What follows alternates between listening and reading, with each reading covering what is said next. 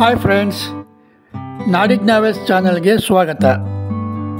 ಈ ದಿನ question mark ಕಥೆಯ ಮುಂದುವರಿದ ಭಾಗವನ್ನು ಕೇಳೋಣ. ಭಾಗ 3, ಹಿಂದಿನ ಭಾಗ. ಆಕೆ ಬೇಡಿಕೆಯಿಂದ ಮತ್ತಷ್ಟು ಗಲಿಬಿಲಿಗೊಂಡು ನಿಂಕಿಂದ್ರೆ ದೊಡ್ಡದೈತೆ ಕೇಳು ಪೊಮ್ಮೆ ಕೊಡ್ತೀನಿ ಎಂದ. ಮುಂದುವರಿದ ಭಾಗ. ಆಮೇಲೆ ನಾನು ತಪ್ಪು ತಿಳ್ಕೋಬಾರ್ದು. ಇಲ್ಲ ಕೇಳು ಪಮ್ಮಿ. ಚಿಕ್ಕಂದಿನಿಂದ ಇಬ್ಬರು ಸಲಿಗೆಯಿಂದಿದ್ದರೂ ಎಂದು ಸಭ್ಯತೆಯ ಎಲ್ಲ ಮೀರದ ಪ್ರಮೀಳರು ತಲೆ ತಗ್ಗಿಸಿ ನಾಚಿಕೆ ಬಿಟ್ಟು ಕೇಳ್ತಾ ಇದ್ದೀನಿ, ಪ್ರಸನ್ನಿ ನಂಗೊಂದು ಮುತ್ತು ಕೊಡ್ತೀಯಾ?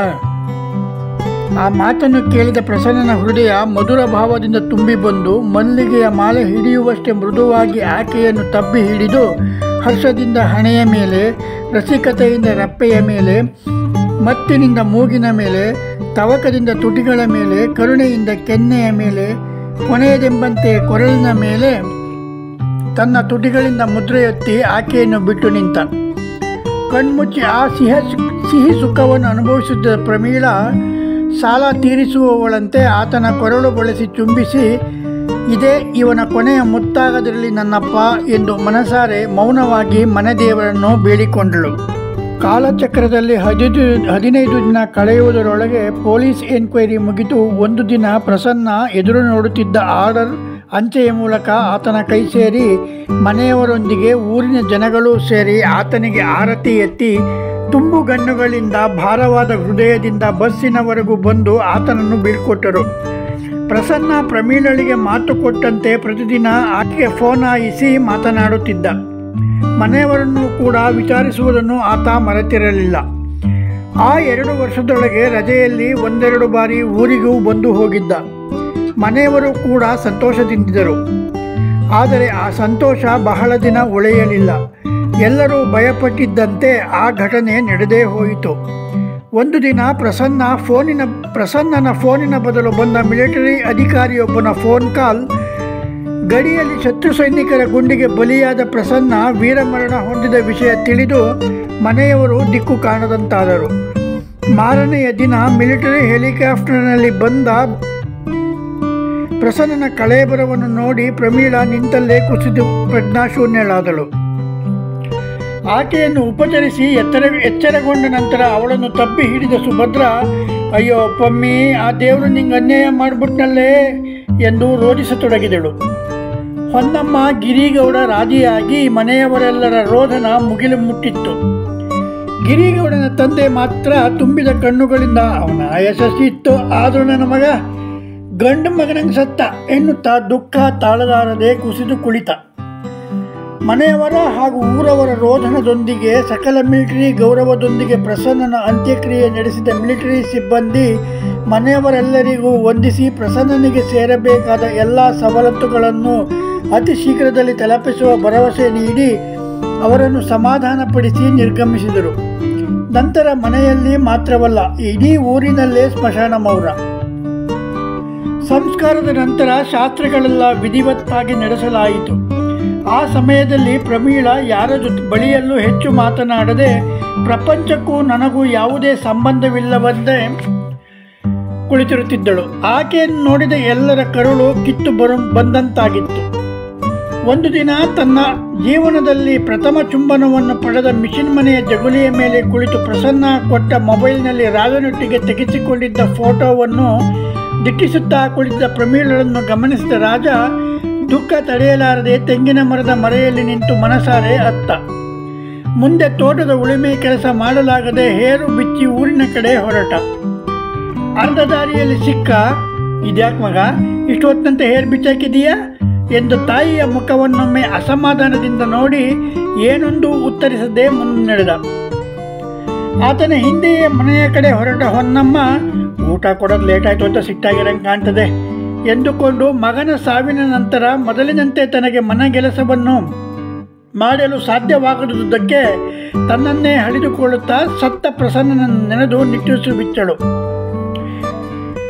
ಮನೆಯ ಬಳಿ ಬಂದು ದನಗಳನ್ನು ಗೂಟಕ್ಕೆ ಕಟ್ಟುತ್ತಿದ್ದ ರಾಜನಿಗೆ ಊಟ ತರದ ರವಸ್ ಲೇಟಾಯಿತು ಕಣ್ಮಗ, ಅದ್ಯಾಕೆ ಇಷ್ಟು ಕ್ಯಾಣ ಮಾಡ್ಕೊಂಡಿದೀಯಾ ಎಂದಳು.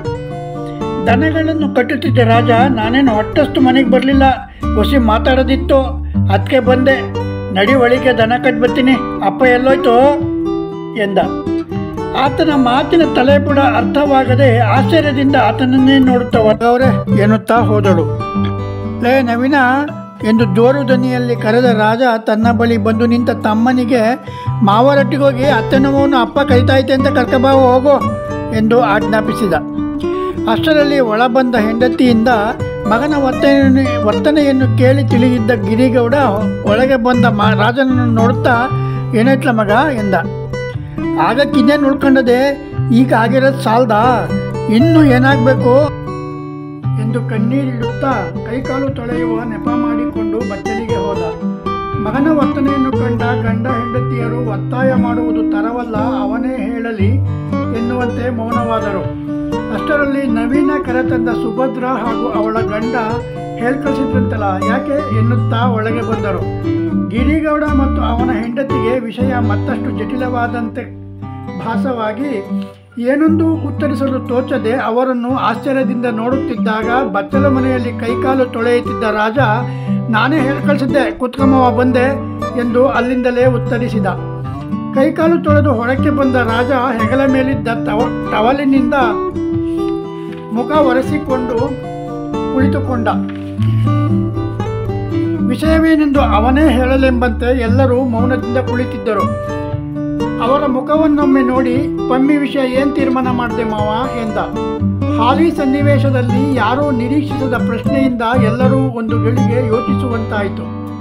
ಮೌನ ಮುರಿಯುವಂತೆ ಸುಭದ್ರ ಕಣ್ಣೀರಿಡುತ್ತಾ, ಈ ವರ್ಷ ನಿನ್ನ ಮದುವೆ ಮಾಡಿ ಮುಂದಿನ ಸುಗ್ಗಿಗೆ ಪಮ್ಮಿಗೂ ಪ್ರಸನ್ನಿಗೂ ಮದುವೆ ಮಾಡೋಣ ಅಂದ್ಕೊಂಡಿದ್ದು, ಆದರೆ ದೇವರು ಹಿಂಗೆ ಅನ್ಯಾಯ ಮಾಡ್ತಾನೆ ಅಂತ ಯಾರಿಗೆ ಗೊತ್ತಿತ್ತು ಎಂದಳು. ಹಿಂಗಾಗ್ಲಿಂದ ಯಾರು ಬಗಸ್ಕೊಂಡಿದ್ರು ಅತ್ತೆ, ಆದ್ದಾಯ್ತು, ಮುಂದ್ಕೆಂದರ ಮಾಡಬೇಕಲ್ವಾ, ಹಿಂಗೆ ಸುಮ್ಮನೆ ಇದ್ರೆ ಪಮ್ಮಿಗತಿ ಏನು ಅಂತ. ಅಲ್ಲಿಯವರೆಗೂ ಎಲ್ಲರ ಮಾತುಗಳನ್ನು ಕೇಳುತ್ತಾ ಕುಳಿತಿದ್ದ ಗಿರಿಗೌಡ, ಈಗೇನು ಮಾಡಬೇಕು ಅಂತ ನಿನ್ನ ಅಭಿಪ್ರಾಯ ಮಗ ಎಂದ. ಹಿರೀಕರು ನೀವೇ ನನ್ನ ಕೇಳಿದ್ರೆ ನಾನೇನು ಹೇಳಪ್ಪ, ನೀವು ಮಾಡೋದು ನಾನು ಮಾಡೋಕ್ಕಾಯ್ತದಾ ಎಂದ ರಾಜ. ಈ ಮಾತನ್ನು ಕೇಳಿದ ಸುಭದ್ರಳ ಗಂಡನಿಗೆ ಮನದಲ್ಲಿ ಚಿಕ್ಕದೊಂದು ಅನುಮಾನದೊಂದಿಗೆ ಆಸೆಯೂ ಮೂಡಿ, ನಿನ್ನ ಮನಸ್ಸಿನಲ್ಲಿರೋ ಮಾತು ಆಸೆ ಯಾವುದು ಮುಚ್ಕೋಬೇಡ ಕಣಪ್ಪ ರಾಜ, ಹಾಗೇನಾದ್ರು ಇದ್ರೆ ಬಾಯ್ಬಿಟ್ಟು ಮಾತಾಡು, ನಂಗೇನು ಬೇಜಾರಿಲ್ಲ ಅಂದ. ಆತನ ಮಾತಿಗೆ ಕಸಿಬಿಸಿಗೊಳ್ಳುತ್ತಾ ರಾಜ, ಮಾತು ಆಸೆ ಹಂಗಂದ್ರೆ ಏನು ಮಾವ ನಿನ್ನ ಮಾತನಾರ್ಥ? ತಮ್ಮನ ಕಟ್ ಮಡಗಿದ ಬುತ್ತಿಗೆ ಅಣ್ಣ ನಾನು ಬಾಯಿ ಹಾಕಕ್ಕೆ ಆಸೆ ಮಾಡ್ತಾ ಇದ್ದೀನಿ ಅಂತಲ, ನಾನೇನಂತ ಹೀನ್ ಬಡ್ಡಿ ಹೈದ ಅನ್ಕಂಡ್ಯ, ಹಂಗೂ ಏನಾರ ಆಸೆ ಪಟ್ಟೆ ಅಂತ ಇಟ್ಕ.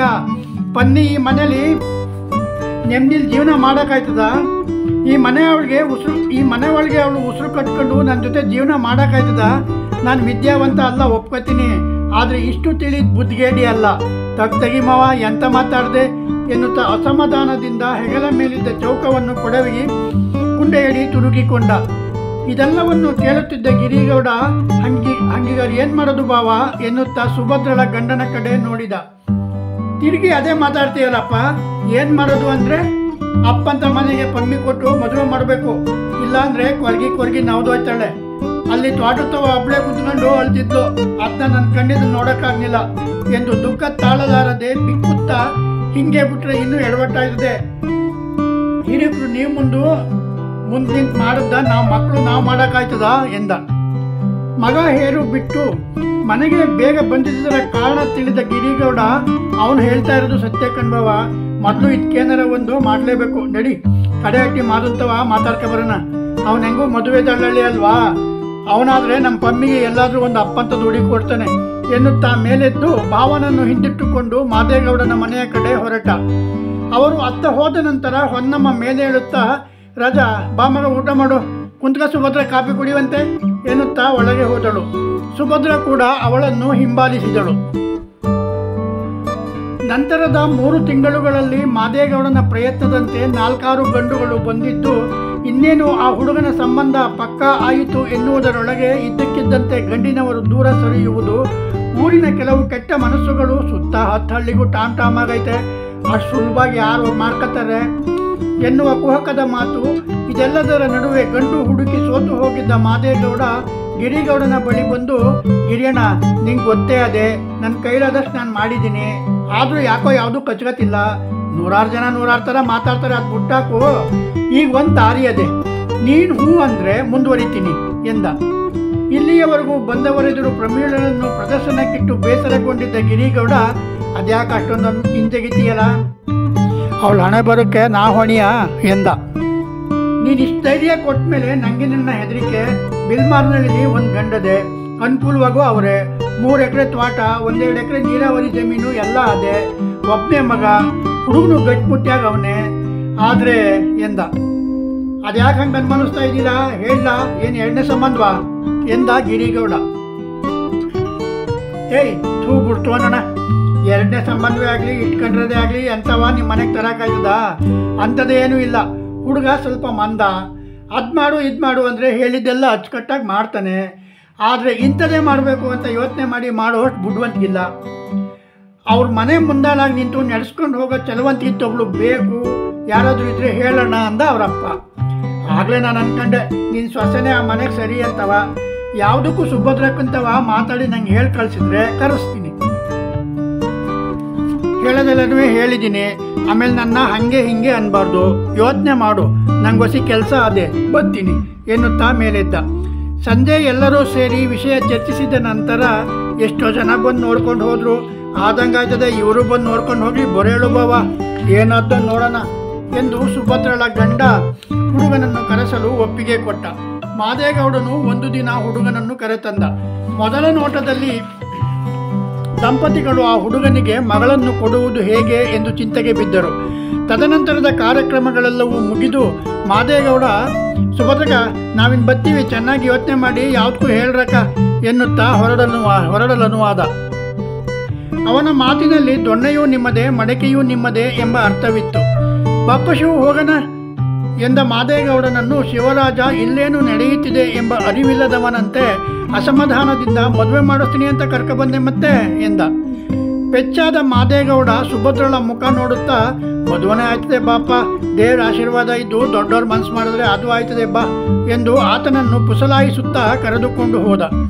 ಇದೆಲ್ಲವನ್ನು ಗಮನಿಸಿದ ಪ್ರಮೀಳಳ ಮನೆಯವರು ಓದಿರುವ ನಮ್ಮ ಮಗಳಲ್ಲಿ ಪ್ರಪಂಚ ಜ್ಞಾನವೇ ಇಲ್ಲದ ಇವನಲ್ಲಿ ಯಾವುದೇ ಕಾರಣಕ್ಕೂ ಇವನಿಗೆ ಮಗಳನ್ನು ಕೊಡುವುದು ತರವಲ್ಲ ಎಂದು ತೀರ್ಮಾನಿಸಿದರು. ರೂಮಿನಲ್ಲಿ ಕುಳಿತು ಹಜಾರದಲ್ಲಿ ನಡೆಯುತ್ತಿದ್ದ ಮಾತುಗಳನ್ನು ಆಲಿಸುತ್ತಿದ್ದ ಪ್ರಮೀಳಳಿಗೆ ಪ್ರಸನ್ನನ ನೆನಪಾಗಿ, ಪ್ರಸನ್ನೆ ನೀನಂಕರು ದೇಶದ ಸೇವೆ ಮಾಡ್ತಾ ವೀರ್ ನಂಗೆ ಸತ್ತೆ, ನನ್ನ ಜೀವನ ಇಷ್ಟೇಯಾ ಎಂದು ದುಃಖಿಸುತ್ತಾ ಕುಳಿತಳು. ಸ್ವಲ್ಪ ಸಮಯದ ನಂತರ ಯಾವುದೋ ಒಂದು ದೃಢ ನಿರ್ಧಾರಕ್ಕೆ ಬಂದವಳಂತೆ, ಇದೇ ಸರಿ ನಾನು ಹಿಂಗೆ ಮಾಡೋದೇ ಸರಿ ಎಂದು ಉಚ್ಚರಿಸಿ ಮೌನವಾದಳು. 3 ದಿನಗಳ ನಂತರ ಗಿರಿಗೌಡನೊಂದಿಗೆ ಸುಭದ್ರಳ ಮನೆಗೆ ಬಂದ ಮಾದೇಗೌಡ ಕುಶಲೋಪರಿಯ ನಂತರ ಅವ್ರ ಕಡೆಯಿಂದ ಯಾವ ತಕರಾರು ಇಲ್ಲ, ನಿಂದೇನು ತೀರ್ಮಾನ ಸುಭದ್ರಕ ಎಂದು ಪ್ರಶ್ನಿಸಿದ. ಏದ್ ಮಾಡುವಂತೆ ಮಾದಣ್ಣ, ಹಗಲ್ಕಂಡ್ ಬಾವಿಲಿ ಇಳ್ಳೊತ್ತಲ್ಲಿ ಬೀಳಕಾಯ್ತದ, ನೀನೇ ಯೋಚನೆ ಮಾಡು ಎಂದು ಅವನ ಪ್ರಶ್ನೆಯನ್ನು ಅವನಿಗೆ ರವಾನಿಸಿದಳು. ಇದರಿಂದ ಪೆಚ್ಚಾದ ಮಾದೇಗೌಡ, ಅದು ಸರಿ, ಇನ್ನು ಆದೊಂದು ಒಳ್ಳೆ ಕೆಲಸ ಹಾಗೆ ಹೋಗಲಿ ಅಂತ ನಾನು ಪ್ರಯತ್ನ ಪಟ್ಟೆ, ನೀನಿದ್ದೇ ಮನಸ್ಸಲ್ಲಿ ಮಡಿಕೊಂಡ ಮೇಲೆ ನಾನು ತಪ್ಪಿಗೆ ಸಿಗಿಸ್ಬಾರ್ದು ನೋಡು. ಈಗೇನಾಯ್ತೀಗ, ಇನ್ನೊಂದು ಯಾವ್ದಾರ ನೋಡಿರಾಯ್ತು, ನಾನಿಲ್ವಾ ಎಂದ. ಮನೆಯಲ್ಲಿ ಕೆಲಸ ಮಾಡುತ್ತಿದ್ದ ಪ್ರಮೀಳ ಬಾಗಿಲ ಬಳಿ ಬಂದು ನಿಂತು, ಅವ್ವ ನಾನು ಆ ಹುಡುಗನ್ನೇ ಮದುವೆ ಆಯ್ತೀನಿ, ನಂಗೆ ಒಪ್ಪಿಗೆ ಅಂತ ಹೇಳಿ ಕಳ್ಸವ ಎಂದಳು. ಆಕೆಯ ಮಾತನ್ನು ಕೇಳಿದ ಅವರೆಲ್ಲರೂ ಅವಾಕ್ಕಾದರು. ಸುಭದ್ರಳಂತೂ, ನಿಂಗೇನಾರ ಹುಚ್ಚಿ ಹಿಡ್ದೈತಪ್ಪಮ್ಮಿ, ನೀನೆಲ್ಲಿ ಅವನಲ್ಲಿ, ದೊಡ್ಡವ್ರ ಮುಂದೆ ನಿನ್ನಂತದ ಮಾತು, ಸುಮ್ಮನೆ ನಿಂತ್ಕ ಎಂದಳು. ಯಾಕವ ಹಂಗಂತೀಯ, ಮದುವೆ ಆಗಳು ನಾನು, ಜೀವನ ನಂದು, ನೀವೇನಾರ ಒಪ್ಕೊಳ್ಳಿಲ್ಲ ಅಂದರೆ ನಾನೇ ಅವ್ರ ಮನೆಗೋಗಿ ಕುಂತ್ಕತೀನಿ ಅಷ್ಟೇಯ ಎನ್ನುತ್ತಾ ಒಳಗೋದಳು. ಮುಂದಿನ ಕಥೆಯನ್ನು ಭಾಗ 4ರಲ್ಲಿ ಕೇಳೋಣ. ನಿಮಗೆ ಈ ಕತೆ ಇಷ್ಟ ಆಗಿದ್ದರೆ ನಮ್ಮ ಚಾನಲನ್ನು ಸಬ್ಸ್ಕ್ರೈಬ್ ಮಾಡಿ, ಶೇರ್ ಮಾಡಿ, ಲೈಕ್ ಮಾಡಿ. Thank you.